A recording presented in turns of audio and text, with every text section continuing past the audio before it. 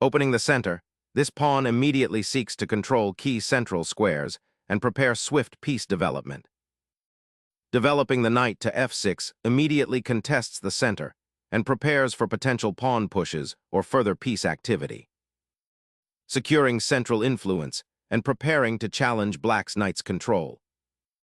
Challenging white's central pawn structure, black immediately seeks counterplay and active piece development. Carving out central space, this advance challenges black's queenside development and creates a potentially isolated pawn for white. Boldly seizing space on the queenside, black ignites a dynamic positional struggle and challenges white's central grip. Challenging black's queenside expansion, this pawn thrust aims to disrupt the pawn chain and create immediate spatial pressure. Challenging white's pawn advance aggressively, black sacrifices wing material for crucial central space and a more active piece deployment. Developing the knight to d2 safeguards the c4 pawn and prepares for kingside expansion, a solid positional step. Embracing a queenside pawn sacrifice, black initiates a kingside fianchetto to challenge white's central control and potentially open lines towards the enemy king.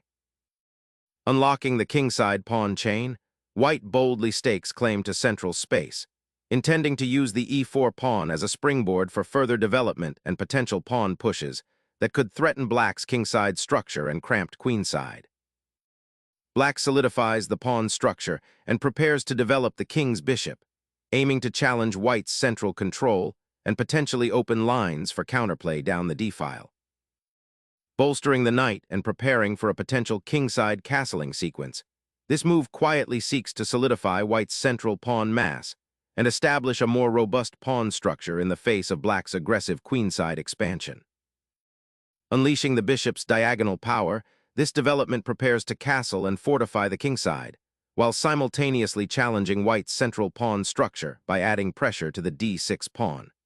The long-range scope of the dark-squared bishop is now fully realized, potentially creating future tactical opportunities or strong defensive pressure.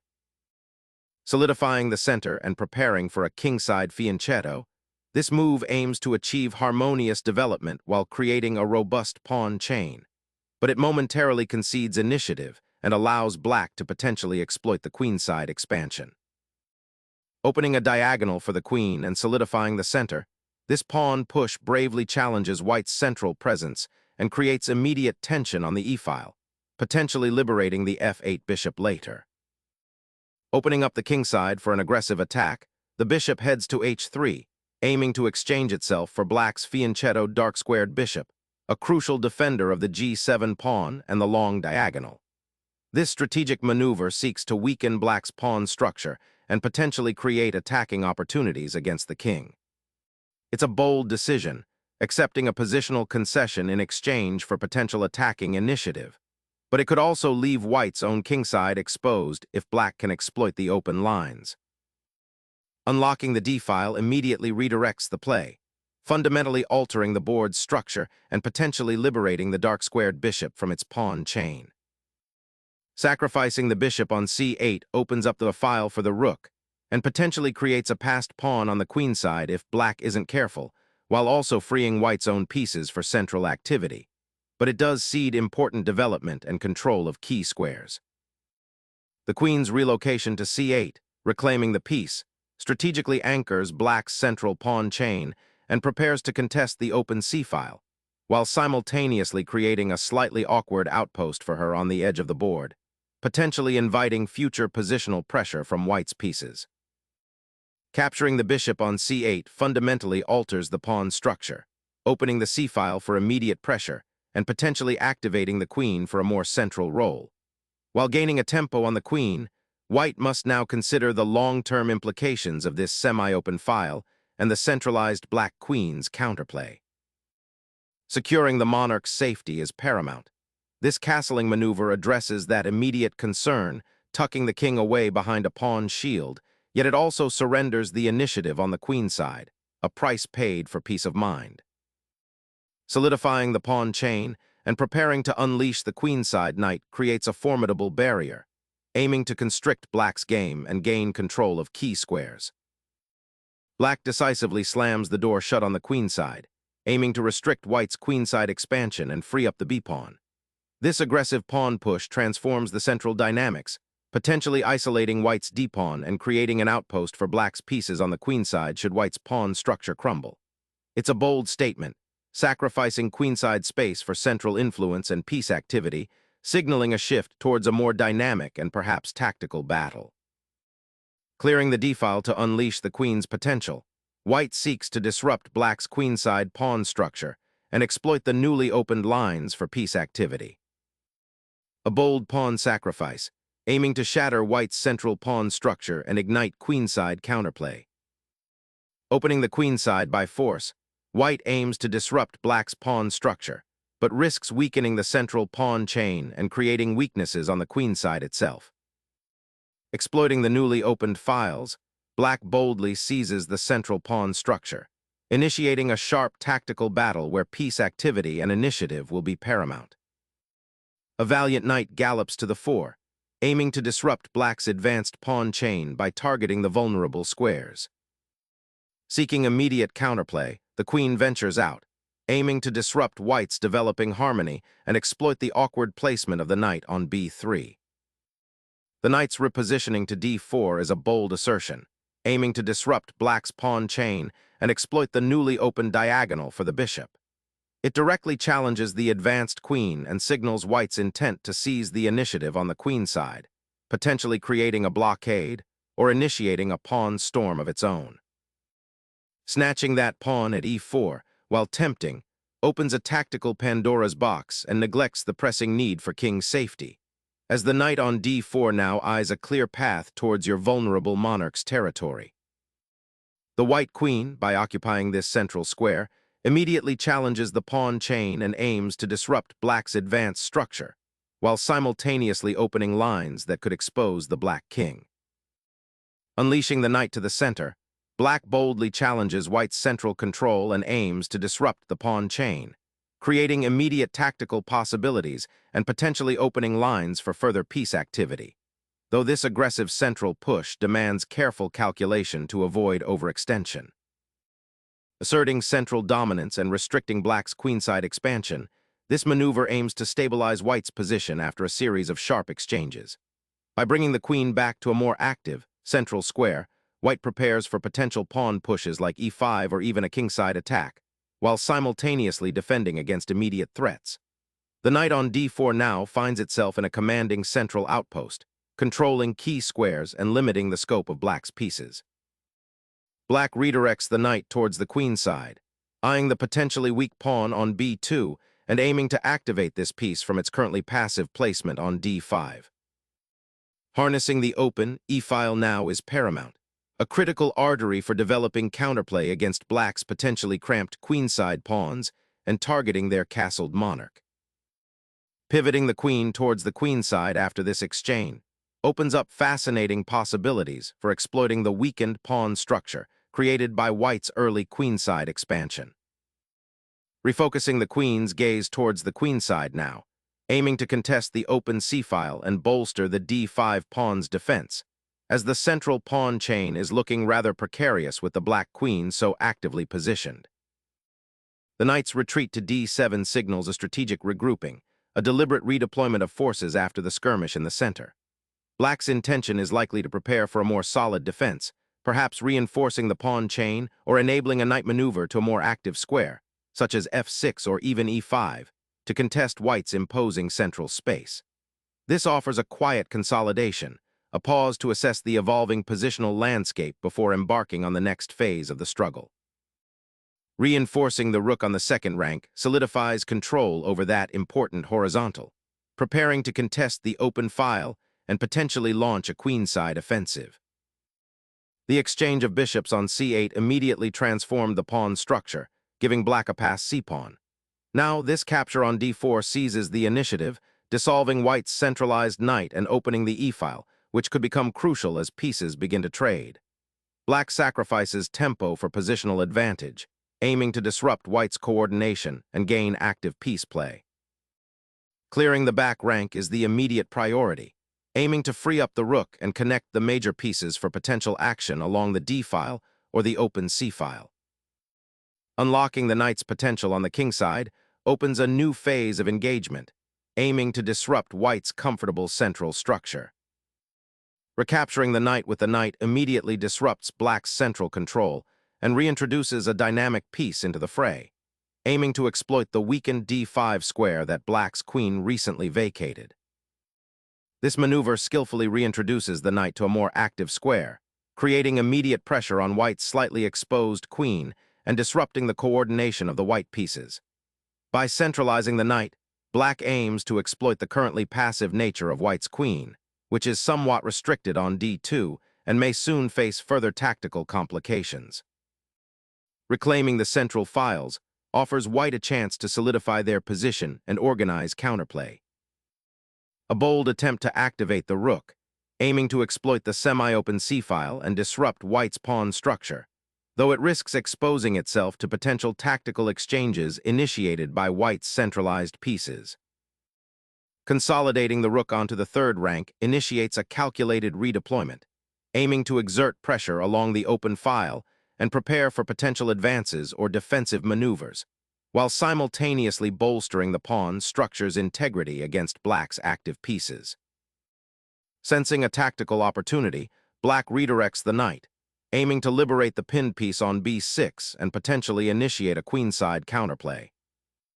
Targeting that isolated pawn on c3 feels like the primary objective now, aiming to disrupt black's pawn structure and potentially create weaknesses.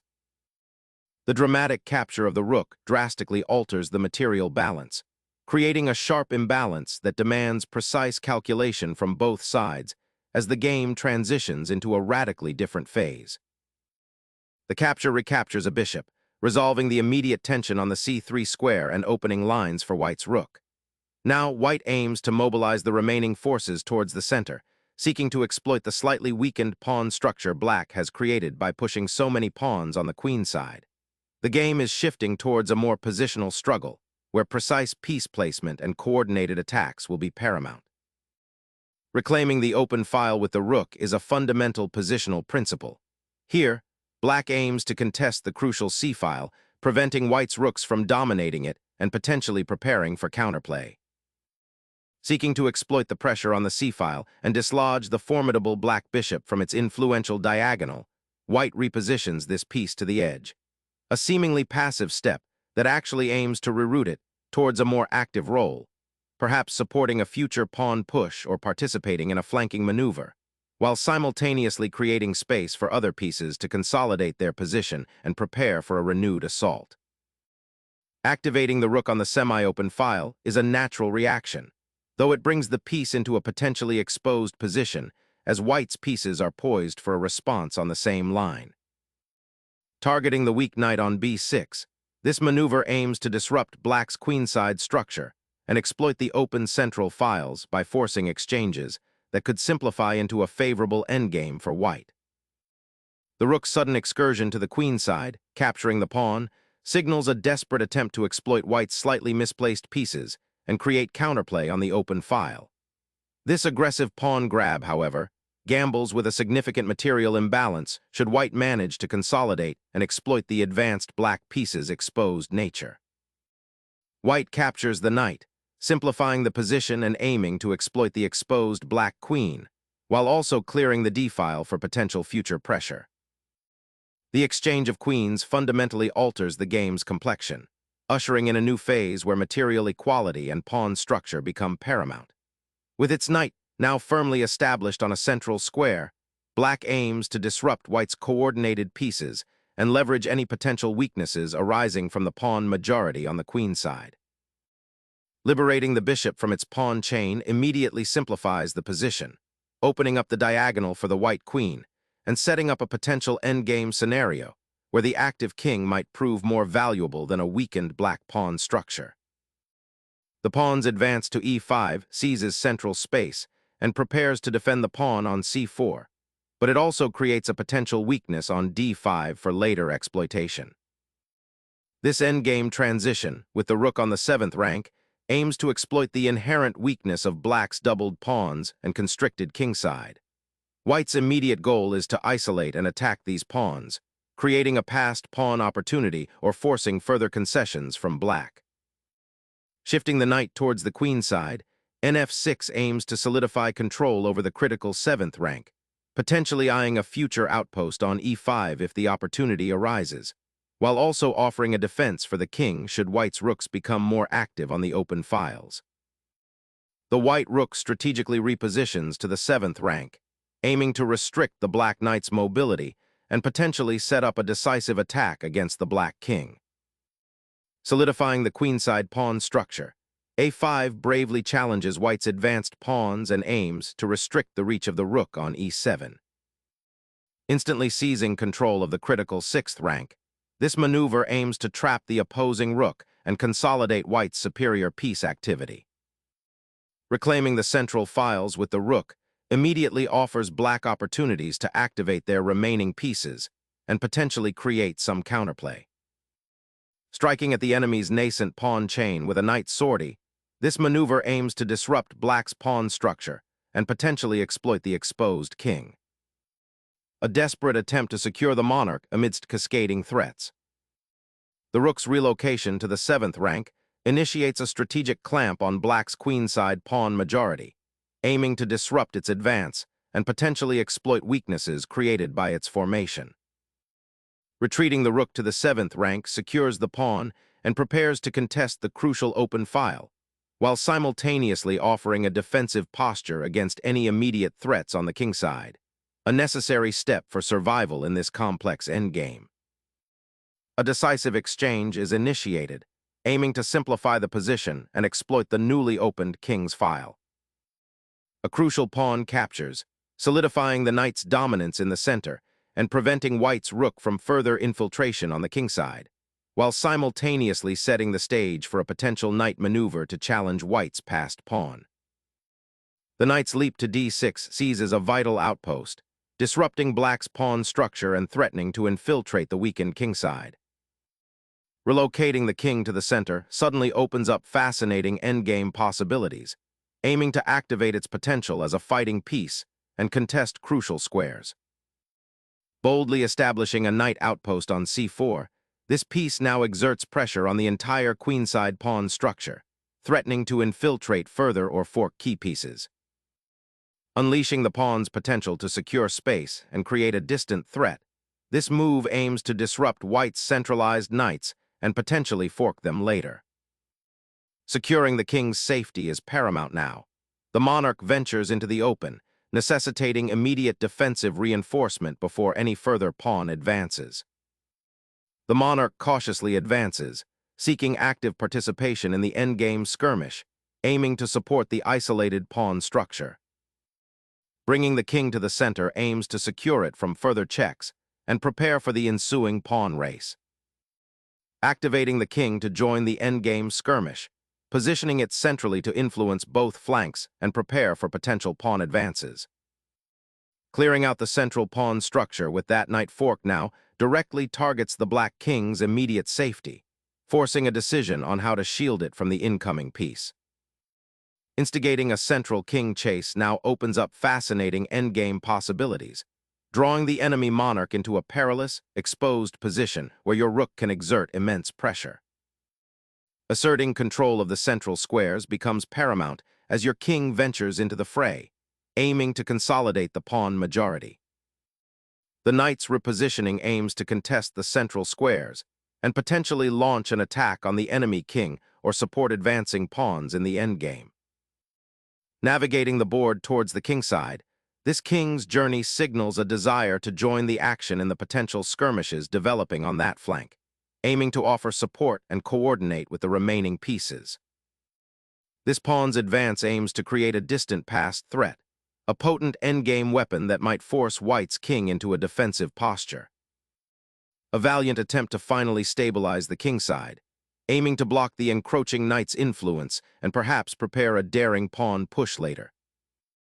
A desperate final gambit to disrupt white's dominant king march, sacrificing the knight for a fleeting check and hoping to create perpetual check or an unexpected swindle. Asserting regal command, the king relocates to a safer square, orchestrating a defensive formation and preparing to shepherd the remaining pawns toward victory. The knight hops to a promising outpost, eyeing the weakened king's defenses and potentially disrupting white's pawn structure. Pushing this pawn forward aims to disrupt black's pawn chain and potentially create a passed pawn on the h-file, a common endgame strategy to restrict the opponent's king. Steering the knight towards the queenside aims to disrupt white's newly established pawn chain and potentially liberate white's king from its exposed central position. A new king's journey begins on the queenside, aiming to connect with its pawn army and exploit the open files, while the opposing monarch remains exposed in the center. Shifting the monarch towards the queenside aims to actively participate in the unfolding pawn race and potentially influence the a-file, creating a pawn spearhead to challenge the opponent's king's safety. Creating a passed pawn, even at the cost of weakening your king's defenses, opens up the possibility of endgame success. But this immediate pawn structure could lead to a race where white's pawn advances faster. Forces a decisive engagement for the king, driving it further into a compromised position. The king, now exposed on the third rank, is desperately seeking refuge, but finds itself on a precarious journey towards safety. Unleashing the knight to the central outpost, this maneuver aims to disrupt black's unified pawn structure and threaten immediate outpost occupation on c7, forcing a defensive rearrangement of black's pieces. Hoping to exploit the newly opened diagonal and create further complications, the knight sprints towards the kingside, aiming to disrupt white's well-positioned pieces and potentially initiate a mating attack. Steering the knight towards the central squares offers a flexible outflanking maneuver, aiming to disrupt the opponent's pawn chain and create new attacking avenues. Capturing the knight opens up the kingside, allowing the rook to join the attack and potentially create mating threats against the exposed white monarch. Seeking to pry open the king's defenses, the knight now jumps to a square where it can eye potential weaknesses and support a pawn push. The knight repositions, eyeing the a3 pawn and preparing to disrupt white's pawn structure, potentially forcing a concession or creating a new avenue of attack on the queenside. Seizing the corner pawn now simplifies the position, but be acutely aware of the active knight that will be unleashed on f3, potentially wreaking havoc on your king's defenses. The knight's repositioning on g3 opens up the possibility of a sneaky attack through the kingside, potentially targeting an unprotected pawn and disrupting white's defensive structure. Exploiting the vulnerable king by forking the monarch, and the rook immediately forces a concession. Seeking a vital shelter for his king, black maneuvers towards the relative safety of the queenside, hoping to consolidate his forces amidst the looming threats. The white king steps out, seeking a safer haven amidst the pawns, initiating a crucial endgame maneuver where king activity is paramount for victory. The knight's excursion to f5, while seemingly proactive, overlooks the immediate threat of the opposing knight on d1, potentially leading to a significant loss of material if not carefully handled by the defender.